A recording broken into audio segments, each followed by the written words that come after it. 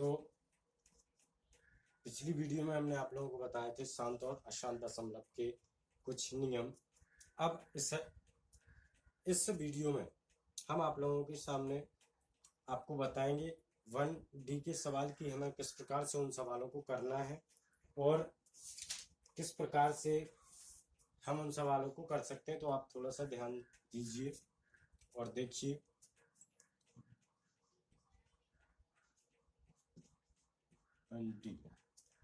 पहला सवाल है, क्या लिखा है, पढ़ते हैं।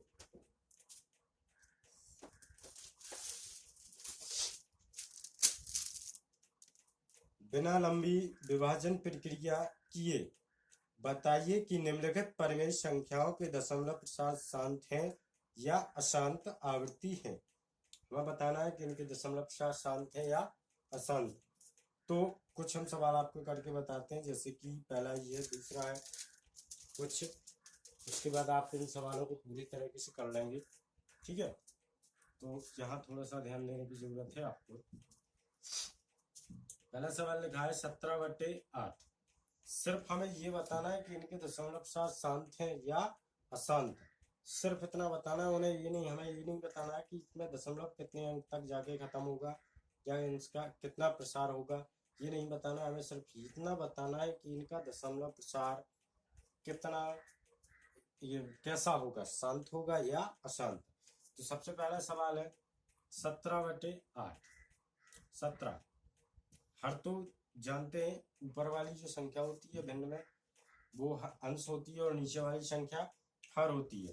तो हर में कितनी संख्या लिखी है, 8।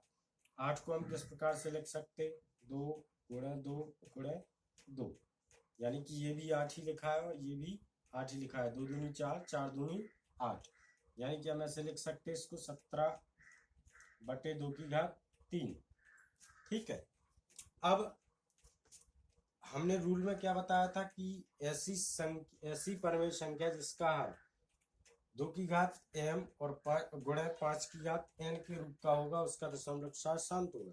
यहाँ अकेला 2 आया है, और जब ऐसी परिस्थिति आती है कि अकेला 2 आ जाए या 2 पे कितनी भी घात हो और 5 ना हो उसके साथ, तो हम क्या करते हैं, एक तरीके से हम बना लेते हैं उसको। कैसे, इस प्रकार से 5 की घात 0, इसको क्या करेंगे 5 की घात 0, क्योंकि किसी भी संख्या पे यदि 0 की घात हो जाती है या आ जाती है तो उस संख्या का मान कितना हो जाता है, 1।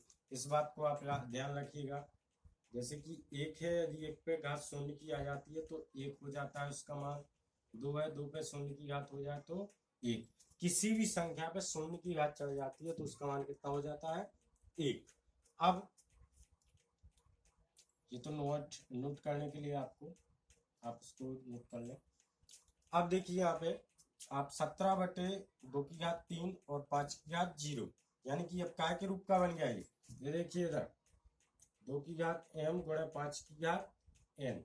भले ही 5 पे घात कितनी हो, 0, लेकिन लिखा तो उसी रूप में है और हमने लिख भी सकते हैं।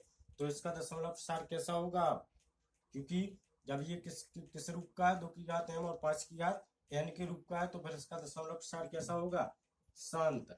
कैसा होगा, शांत होगा। ठीक है, इसका दशमलव प्रसार कैसा होगा, शांत। ऐसे ही अगला सवाल है, उसको भी देख के करके देखते हैं, हम बताते हैं आप लोगों को। 15/1600, ठीक है। अब इसको अगर आप डायरेक्ट नहीं लिख सकते इस प्रकार से आवाज गुणनखंड में, तो आप गुणनखंड कर लीजिए। किस प्रकार से करते हैं, इस प्रकार से हम गुणनखंड करते हैं, ये आप लोग जानते भी होंगे। इन्हें हम कहते हैं अभाज्य गुणनखंड। कौन से गुणनखंड, अभाज्य गुणनखंड। तो अब यहाँ से देखिए, सबसे पहले हम किसी भी संख्या को काटते हैं तो 2 से स्टार्ट करते हैं काटना। क्या ये 2 से कट रही है, जी हाँ कट रही है। कितना बचेगा, 800। क्या अभी भी 2 से कट रही है, हाँ कट रही है। कितना बचेगा, 400। अभी भी 2 से, हाँ 200। अभी भी 2 से, हाँ 100। अभी भी 2 से, हाँ 50। अभी भी 2 से 25। अब कटेगा 5 से। ठीक है, तो इसकी आवाज गुणनखंड क्या है, 2 गुणे 2 गुणे 2 गुणे, मतलब इस प्रकार से आप अभाज्य गुणनखंड करके यहाँ पे लिख सकते हैं। वैसे लिखेंगे हम 15/2 कितनी बार है, 1 2 3 4 5 6 बार है 2, तो हम लिख लेंगे 2 की घात 6। और 5 कितनी बार है, 2 बार, तो गुण है 5 की घात 2। अब ये काय के रूप का बन गया, देखिए यहाँ पे इसी रूप का बन गया, 2 की घात m और 5 की घात n, तो इसी रूप का बन गया। ठीक है, 2 की घात m और 5 की घात n, इस रूप का यदि आपका बन जाता है नीचे का हर, तो आपका फिर वो कैसा होगा, शांत होगा। तो ये भी कैसा है, शांत है। इसका दशमलव सार कैसा है, शांत है। ठीक है, सिर्फ इतना करना है आपको अगले सवालों में। अब एक हम आपको बताते हैं अशांत कैसे आप निकालेंगे, ये भी देख लीजिएगा। तो जैसे कि आपका 5वां सवाल है इसका। ठीक है, 5वें सवाल में देखिए क्या लिखा है, 6/15।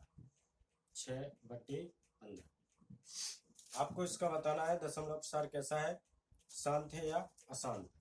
तो 6 को जो करते हैं 15 को कैसे काटेंगे, 3 गुणे 5, यही होगा।